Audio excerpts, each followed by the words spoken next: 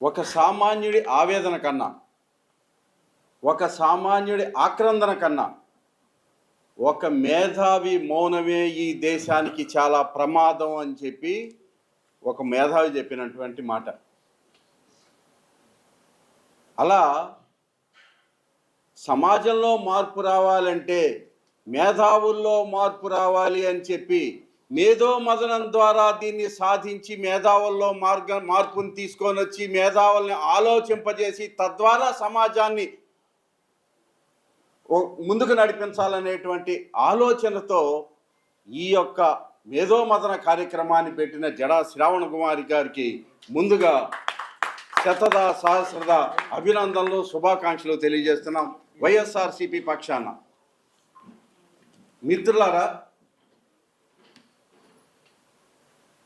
మనం జరుపుకున్నటువంటి కార్యక్రమానికి ఉన్నటువంటి ముఖ్య ఉద్దేశం ఏంటంటే మెడికల్ కాలేజీలని దీన్ని ప్రైవేటీకరణ చేయటాన్ని వ్యతిరేకిస్తూ చేస్తున్నటువంటి కార్యక్రమం.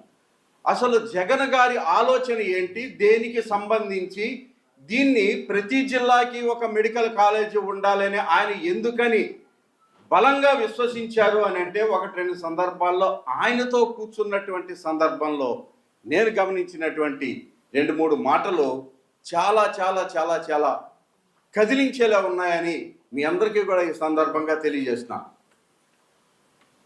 ఆయన ప్రతి ఒక్కరిని దాదాపుగా ఆఫీసులో ఆయన దగ్గర పనిచేసే వాళ్ళ దగ్గర నుంచి అన్న అనే సంబోధిస్తాడు. అంతా మీ చాలా మందికి తెలిసిన విషయమే. సాయన్న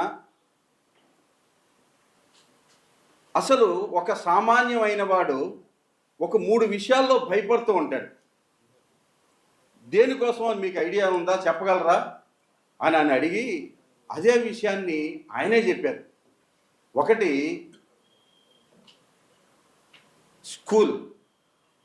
మన పిల్లల్ని స్కూల్లో చేర్పించాలి అని అంటే ఒకప్పుడు ఏదో ఉన్న గవర్నమెంట్ స్కూల్స్ 2, 3 ప్రతి ఊళ్ళోనూ ఒక ప్రైమరీ స్కూల్ ఉండేది, దానికే పంపించుకునే వాళ్ళని చేసేవాళ్ళం.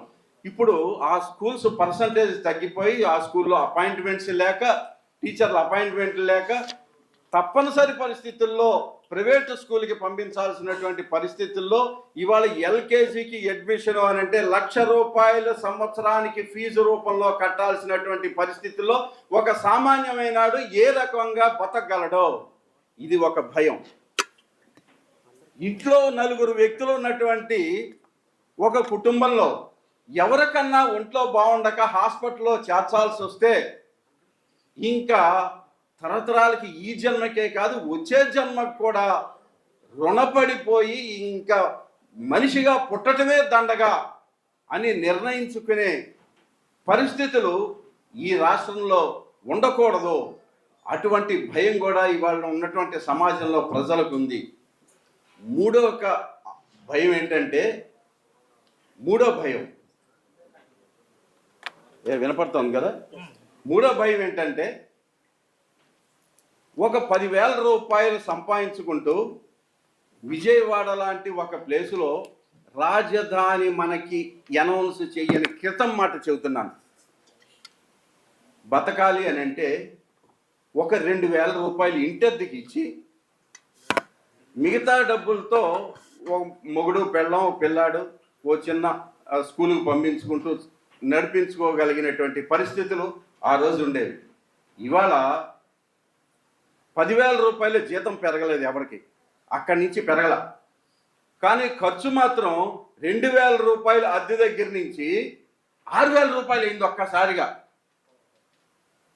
ఈ అద్దె కట్టుకోవటానికే సగం జీతం పైన ఖర్చు పెట్టాల్సినటువంటి పరిస్థితి సామాన్యమైన వాడికి ఉన్నప్పుడు ఈ సమాజం ముందుకు ఎట్లా వెళ్తుంది? ఎకనామిక్ అండ్ కమ్యూనిటీ డెవలప్మెంట్ కింద నా పెట్టుబడి, ఈ వైఎస్ఆర్సీపీ పెట్టుబడి పేద ప్రజల పక్షాన వాళ్ళని చదివించడానికి, భవిష్యత్తు తరాలని సరిదిద్దటానికి, వాళ్ళ వైద్యం కోసం వాళ్ళకు ఖర్చు పెట్టుకునే దాని మీద, వీళ్ళందరికీ నివాసయోగ్యంగా ఉండే ఇళ్ళని అందించడం మీదే నా వైఎస్ఆర్సీపీ పెట్టుబడి పెడుతున్నానని నిర్ద్వందంగా చెప్పినటువంటి వ్యక్తి జగన్మోహన్ రెడ్డి గారు. అదే విషయాన్ని ఆచరణ రూపంలో చూపించి నాడు నేడు ద్వారా స్కూల్ నుండి బాగు చేయించే కార్యక్రమం పెట్టుకున్నారు. అదే విషయంలో ప్రతి కాలేజీకి కూడా, ప్రతి జిల్లాకి కూడా ఒక మెడికల్ కాలేజీని పెట్టడం ద్వారా, ఇందాక డాక్టర్ గారు చెప్పారు ఒక మెడికల్ కాలేజీ వచ్చింది అని అంటే 1000 పడకలకు పైన అక్కడ మన ఇది వేసుకోవచ్చు అని చెప్పేసి, అట్లా సూపర్ స్పెషాలిటీ హాస్పిటల్ అంటే 1000 పడకల హాస్పిటల్గా వస్తుంది అని అంటే ఈ జిల్లా మొత్తం కూడా వైద్య ఖర్చులు తగ్గించుకొని వాళ్ళకి అందుబాటులోకి తీసుకురావటం ద్వారా వాళ్ళకు మనం సేవ అందించగలుగుతాం అనేటువంటి ఒక కారణం. ఈ మూడు కార్యక్రమాలని దృష్టిలో పెట్టుకొని ప్రజల యొక్క బాగోగుల్ని ఆలోచించుకుంటూ ఎకనామిక్ అండ్ కమ్యూనిటీ డెవలప్మెంట్కే ఈ ప్రభుత్వం ముందుకెళ్తోంది అని చెప్పినటువంటి వ్యక్తి. అలాగే ఇందాక శ్రవణ్ కుమార్ గారు కూడా ఇంకొక మాట అన్నారు, ఏంటంటే కంటి రెప్ప వేయకుండా కళ్ళల్లోకి సూటిగా చూస్తూ అబద్ధాలు చెప్పగలిగేటువంటి వ్యక్తి ఎవరన్నా ఉన్నారు అని అంటే ప్రపంచంలో చంద్రబాబు నాయుడు ఒక్కడే. దీనిలో అసలు అనుమానించాల్సిన ఇది లేదు. ఆయన కొంచెం దగ్గరగా చూశారు కనుక మనకన్నా కూడా కొంచెం ఎక్కువే తెలుసు. ఏంటి అని అంటే ఈ మెడికల్ కాలేజీలకి 5,000 రూపాయలు 5,000 కోట్ల రూపాయలు నేను ఖర్చు పెట్టలేము గనక ప్రైవేట్ వాళ్ళకి ఇచ్చేస్తున్నాము అనేది పచ్చి అబద్ధం. 5,000 ఇందాక డాక్టర్ గారు కూడా అన్నారు, ఇది మనం ఖర్చు పెట్టే ఖర్చులో దాదాపుగా 8,000 కోట్ల రూపాయలు ఈ కాలేజీలు కట్టడానికి మొత్తానికి ఖర్చు అవుతున్నాయని అనుకుంటే ఇంకా దాదాపుగా 3,000 కోట్లు ఎంతో ఖర్చు పెట్టారు. మనం కట్టడానికి వీటికి ఇంకో 5,000 కోట్ల రూపాయలు ఖర్చు అవుతుంది అని అంటే ఈ ఖర్చు మొత్తం మీద 60% సెంట్రల్ గవర్నమెంట్ నుంచి మనకి వచ్చే ఫండ్ అది. 5,000 కోట్ల రూపాయల్లో 60% వాళ్ళు ఇస్తే మీరు ఖర్చు పెట్టేది ఎంత? మరి 5,000 కోట్ల రూపాయలు ఖర్చు పెట్టలేకపోతున్నామంటూ పచ్చి అబద్ధాలు మాట్లాడతారు. ఎందుకని అని అంటే కళ్ళల్లోకి సూటిగా చూస్తూ అబద్ధాలు చెప్పగలిగే దమ్ము ధైర్యం ఆయన ఒక్కడికే ఉన్నాయి కనుక. రెండో విషయం, నిన్న మొన్న కూడా యూరియా దొరకట్లేదు, ఏ వార్డులోకి వెళ్ళినా ఎక్కడికి వెళ్ళినా యూరియా దొరకటం లేదు. ఏంటి అని అంటే ఆయన చెప్పిన ఇంకొక పచ్చి అబద్ధం తెలుసా? వినే ఉంటారు మీ అందరూ కూడా. ప్రజల ఆరోగ్యాలు పాడైపోతాయి, యూరియా వేసినటువంటి పంటలు కనుక తింటే అవి మన ఆరోగ్యం పాడైపోతుంది అని చెప్పి అవి లేకుండా చేయటం కోసమే యూరియా దొరకట్లేదు అని చెప్పాడు. అయ్యా, జిల్లాకు ఒక డూప్లికేట్ లిక్కర్ సప్లై చేస్తూ ప్రతి 3 బాటిల్స్లోనూ ఒక డూప్లికేట్ బాటిల్ ఉండేలాగా విచ్చలవిడిగా బెల్ట్ షాపుల ద్వారా కిల్లీ కొట్టులో కూడా సప్లై చేస్తే ప్రజల ఆరోగ్యం అత్యద్భుతంగా ఉంటుందా? అత్యద్భుతంగా వెలిగిపోతూ ఉంటుందా? ఏమన్నా 6 ప్యాక్ బాడీలు ఏమన్నా సంపాదించుకోగలుగుతారా? ఇది కూడా చంద్రబాబు నాయుడు గారు సమాధానం చెప్పాలి.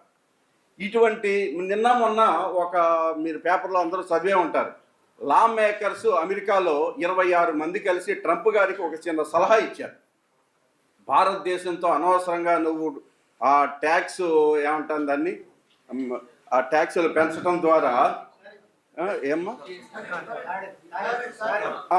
టారిఫ్లు పెంచడం ద్వారా అనవసరంగా వాళ్ళతో ఒక యుద్ధ వాతావరణం లాంటిది, వాళ్ళతో శత్రుత్వాన్ని పెంచుకుంటున్నారు, అది మంచిది కాదు, అది మనకే నష్టం అని చెప్పి ఒక లా మేకర్స్ ఒక 26 మంది కలిసి ట్రంప్ గారికి ఒక లెటర్ రాశారు. ఇక్కడ లా మేకర్సు, డూప్లికేటర్సు ఎవరు ఏమన్నా కూడా ఒకే సామాజిక వర్గం వాళ్ళు ఉంటారు. ఆయన పక్కన ఉండేవాళ్ళు భజన చేసే బ్యాచ్ ఉంటారు.